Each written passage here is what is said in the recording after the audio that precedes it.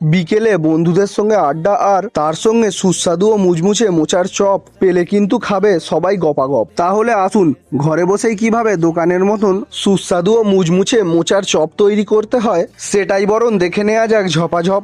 যার জন্য প্রথমেই বাজার থেকে এই রকম একটা আস্ত মাপের মোচা কিনে আনতে হবে। এবার মোচার খোলা ছাড়িয়ে মোচার ভিতর থেকে ফুলটা বার করে নিয়ে ফুলের মাঝে থাকা শির আর পাশে থাকা নখের মতন অংশটা বাদ দিয়ে দেওয়ার পর সমস্ত ফুলটাকে ঠিক এইরকম ছোট ছোট পিস করে কেটে নিতে হবে। এবার কেটে রাখা ফুলগুলো অন্য একটা পাত্রে তুলে নিয়ে এর মধ্যে সামান্য হলুদ গুঁড়ো, লবণ আর জল দিয়ে ভালো করে চটকে 2 থেকে 3 বার ধুয়ে নিতে হবে। এর মধ্যে সামান্য পান দিয়ে খাওয়া চুনও ব্যবহার করা যেতে পারে, যার ফলে মোচার মধ্যে থাকা কালো কষ খুব তাড়াতাড়ি বেরিয়ে যায়। এরপর একটা পাত্রে কিছুটা তেল গরম করে নিয়ে এর মধ্যে কুচিয়ে রাখা পেঁয়াজ, আদা, রসুন, কাঁচা লঙ্কা বাটা আর কেটে রাখা মোচার ফুলগুলোকে দিয়ে ভালো করে ভেজে নিতে হবে। এবার লঙ্কা গুঁড়ো, হলুদ গুঁড়ো, জিরে ধনে গুঁড়ো, গরম মশলা, চিনি আর স্বাদ অনুযায়ী লবণ দিয়ে নেড়ে নিয়ে এর মধ্যে কিছু চীনাবাদাম আর সিদ্ধ করে রাখা আলু দিয়ে দিতে হবে। সবকিছু ভালো করে কষানো হয়ে গেলেই মোচার পুরটা যাতে একটু টাইট হয় তার জন্য এর মধ্যে কিছুটা ব্রেড ক্রাম্বস দিয়ে দিতে হবে। এবার সবকিছু ভালো করে মিশিয়ে নিয়ে নামিয়ে ঠান্ডা করে নেওয়ার পর হাতের সাহায্যে মোচার পুরটাকে ঠিক এইরকম আকারে তৈরি করে নিতে হবে। প্রথমে এর চারিদিকে ভালো করে ব্রেড ক্রাম্বস লাগিয়ে নিয়ে